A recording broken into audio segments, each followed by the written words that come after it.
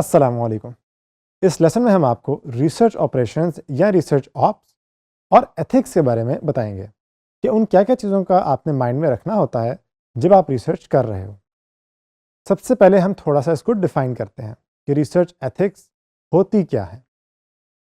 इसकी डेफिनेशन जो आपके सामने स्क्रीन में आ रही होगी कि ethics in research means conducting research in a way that respects people's rights, privacy and dignity while ensuring the data is collected, used and shared responsibly। आसान लफ्ज़ों में अगर इसको मैं समझाऊं कि आपने रिसर्च इस तरह से करनी है कि वो आपके यूज़र्स और टीम मेंबर्स के राइट्स यानी उनके हुकूक, उनकी प्राइवेट इंफॉर्मेशन, उनकी पर्सनल इंफॉर्मेशन यानी निजी मालूमात और उनकी डिग्निटी यानी उनकी इज्जत, इन सारों को मेंटेन रखें। और उसके साथ साथ आप रिसर्च के लिए डाटा कलेक्ट भी करो, उसको इस्तेमाल भी करो जैसे कि हमने सिंथेसाइज में किया, और उसको शेयर भी करो अपनी टीम के साथ। इसमें प्रॉब्लम ये आती है कि बहुत सारी दफ़ा डाटा के अंदर हमारे यूज़र की पर्सनल इंफॉर्मेशन भी होती है। आपने नोट किया होगा, हमने जितने भी रिसर्च के सिंथेसिस किया था उसमें जहाँ भी नाम आ रहा था तो हमने सिर्फ CEO, फाउंडर लिखा था।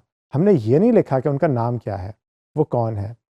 जब आपने रिसर्च के अंदर डाटा कलेक्ट करते हो तो आप यूज़र के या इवन अपने टीम मेंबर्स के भी पर्सनल इंफॉर्मेशन शेयर नहीं करते।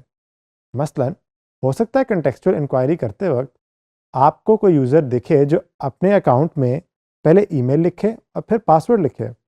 अब वो उसकी बहुत पर्सनल और सेंसिटिव इंफॉर्मेशन है। जब आपने वो वीडियो कंटेक्चुअल इंक्वायरी से निकली हुई आगे शेयर करनी है तो आपने ये मेक श्योर करना है कि वो वाले पार्ट्स उसमें या तो ब्लर आउट हों या विजिबल ना हो। आपको याद होगा जब हम माइक्रोसॉफ्ट क्लैरिटी को गो थ्रू कर रहे थे तो वो भी इन चीज़ों का ध्यान रखती थी।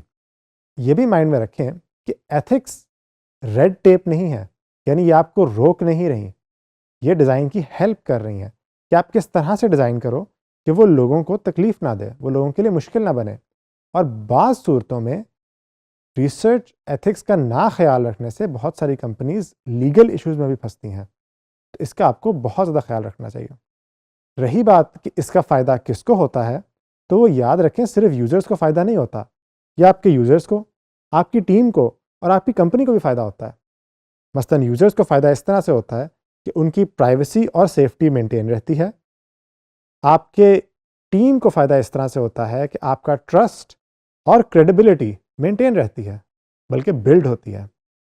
और आपकी कंपनी को ऐसे फ़ायदा होता है कि आपकी लीगल और सोशल रेपुटेशन मेंटेन रहती है।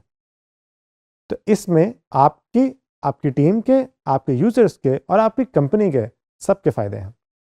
अलबत्ता जब ये चीज़ें हम इग्नोर करते हैं तो बहुत सारी दफ़ा यूज़र्स ऐसा फ़ील करते हैं कि जैसे हमें एक्सप्लॉइट किया गया। मसलन अक्सर ऐसे होता है कि कंपनीज़ अपने यूज़र्स को कहते हैं कि आप ये सर्वे फिल करें, हम आपको ये एक रिवॉर्ड देंगे। छोटा सा गिफ्ट कार्ड हो सकता है या कुछ भी हो सकता है। सर्वे फिल करने के बाद वो यूज़र को चीज़ें नहीं मिलती। जब वो नहीं मिलती, उसने इन्फॉर्मेशन तो दे दी, लेकिन अब वो कंपनी के बारे में एक बुरी रेपुटेशन रखेगा कि इन्होंने मेरे से झूठ बोला। और रिसर्च जिसका मकसद था कि हम यूज़र के जज्बात को समझें, उसी के प्रोसेस के दौरान हमने उनके जज्बात हर्ट कर दिए, यानी जिस मकसद के लिए हम चले थे वो मकसद ही फौत हो गया। इसी तरह से हमने ये भी ध्यान रखना होता है कि जो डाटा है वो मिसयूज़ ना हो। ऐसा ना हो कि मैंने अगर अपने यूज़र्स का डाटा अपनी कंपनी के लिए इकट्ठा किया है तो वो कंपनी के आउटसाइड कोई बंदा शेयर कर दे। मसलन वो अपने किसी बहन भाई को दिखा दे, अपने किसी दोस्त को दिखा दे।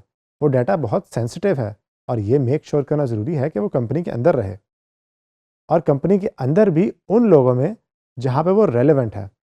और नंबर 3, इससे ट्रस्ट यानी एतबार टूटता है।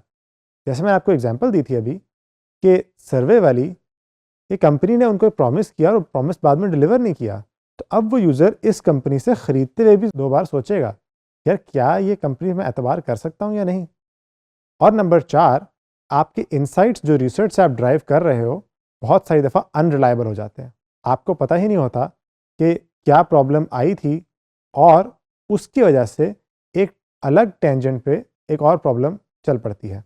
यूज़र्स आपको ट्रस्ट करना छोड़ देते हैं और अब आपको समझ भी नहीं आएगी कि क्यों, क्योंकि जिस यूज़र ने पहले सर्वे फिल किया था और उसको लगा कि उसे झूठ बोला गया है, अब वो आइंदा नहीं करेगा, तो वो आपको अपनी बात बताएगा नहीं, तो आपको पता कैसे चलेगी? इस तरह से एक इन्फिनिट लूप शुरू हो जाता है। यहाँ तक आपको उम्मीद है एथिक्स के बारे में समझ आ गई होगी। अगले कुछ लेसन्स में भी हम इसी को तफसीली तौर पर डिस्कस करेंगे।